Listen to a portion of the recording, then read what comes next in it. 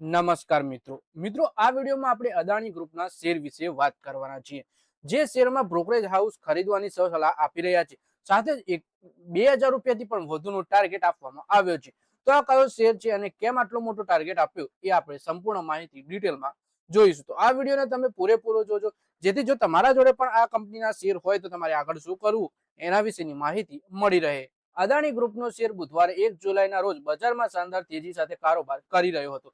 શરૂઆતી કારોબારમાં કંપનીનો શેર આશરે 4% વધી 1870 રૂપિયાની આસપાસ પહોંચી ગયો હતો।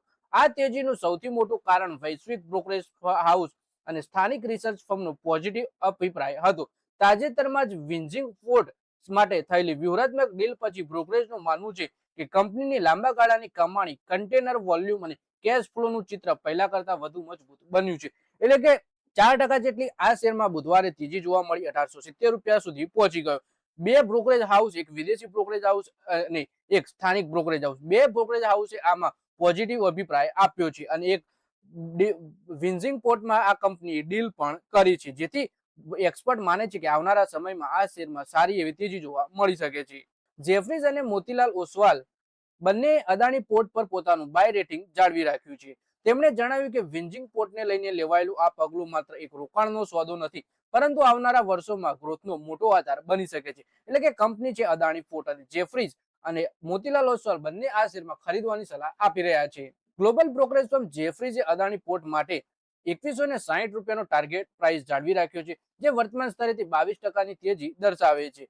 બ્રોકરેજનું માનવું છે કે વિન્ઝિંગ પોર્ટના હિસ્સાના વેચાણથી કંપનીને મોટી મૂડી મળશે જ્યારે ઓપરેશનલ કંટ્રોલ તેની પાસે જ રહેશે। જેફરીઝના જણાવ્યા અનુસાર ડિસેમ્બર 2028 સુધીમાં પોર્ટનો બીજો તબક્કો પૂર્ણ થયા પછી કાર્ગો વોલ્યુમમાં ભારે વધારો જોવા મળશે। બ્રોકરેજને અંદાજ છે કે નાણાકીય વર્ષ 2030 થી 31 માં વિન્ઝિંગ પોર્ટ આશરે 1400 કરોડનું એબિટા જનરેટ કરી શકે છે। આ સિવાય કંપનીની નેટ કેશ પોઝિશનમાં આવવાની સંભાવના પણ વ્યક્ત કરવામાં આવી છે। મોતીલાલ ઓસવાલે પણ અદાણી પોર્ટના શેર ઉપર બાય રેટિંગ સાથે 2050 રૂપિયાનો ટાર્ગેટ આપ્યો છે। બ્રોકરેજનું કહેવું છે કે એમએસસી ગ્રુપ સાથેની વ્યૂહાત્મક ભાગીદારીથી વિન્ઝિંગ પોર્ટ ને કાયમી કન્ટેનર ટ્રાફિક મળવાની સંભાવના વધશે। આનાથી ટ્રાન્સશિપમેન્ટ બિઝનેસને વધુ મજબૂતી મળશે અને બાંગ્લાદેશ તથા પૂર્વ આફ્રિકા જેવા મહત્વના ટ્રેડ રૂટ સુધી કંપનીની પહોંચ વધુ મજબૂત બનશે। બ્રોકરેજે એમ પણ જણાવ્યું કે અદાણી પોર્ટ સતત પોર્ટ ક્ષમતા વધારવા, લોજિસ્ટિક નેટવર્ક મજબૂત કરવા અને એઆઈ આધારિત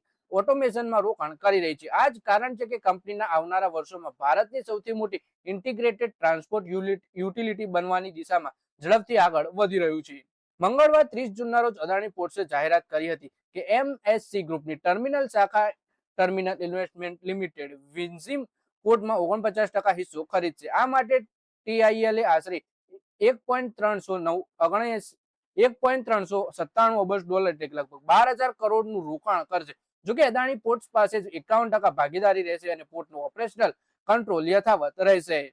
આ રોકાણ બે તબક્કામાં થશે। પ્રથમ રોકાણ નિયમનકારી મંજૂરીઓ મળ્યા બાદ કરવામાં આવશે જ્યારે બીજો તબક્કો ડિસેમ્બર 2028 સુધીમાં પોર્ટના બીજા ફેઝનું વિસ્તરણ પૂર્ણ થવા ઉપર થશે। આ મૂડીનો ઉપયોગ વિન્ઝિંગ પોર્ટની ક્ષમતા 16 લાખ ટીઈયુ થી વધારી 57 લાખ ટીઈયુ કરવામાં આવશે। વિન્ઝિમ ભારતનું પ્રથમ deep draft mega transshipment port છે જે વિશ્વની સૌથી વ્યસ્ત પૂર્વ પશ્ચિમ દરિયાઈ વેપાર માર્ગથી માત્ર 10 નોટિકલ માઇલના અંતરે આવેલું છે। એમએસસી જેવી વૈશ્વિક શિપિંગ કંપની સાથેની ભાગીદારી અહીં કન્ટેનર ટ્રાફિક વધવાની સંભાવના મજબૂત થઈ રહી છે।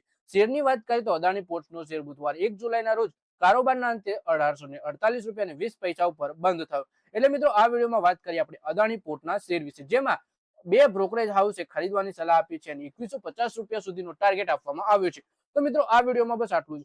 હવે મળીએ આવનારા વિડીયોમાં। ત્યાં સુધી વિડીયોમાં લાઈક કરો, કોમેન્ટ કરો અને વિડીયો પોતાના મિત્રો સાથે ફેસબુક, ઇન્સ્ટાગ્રામ, વોટ્સએપ બધી જગ્યાએ શેર કરો। શેર બજારની આવી જ માહિતી ગુજરાતીમાં જોવા માટે તમે ચેનલને સબસ્ક્રાઇબ કરી ઘંટડી દબાવી દેજો અને આપણા ફેસબુક પેજને પણ ફોલો કરી લેજો।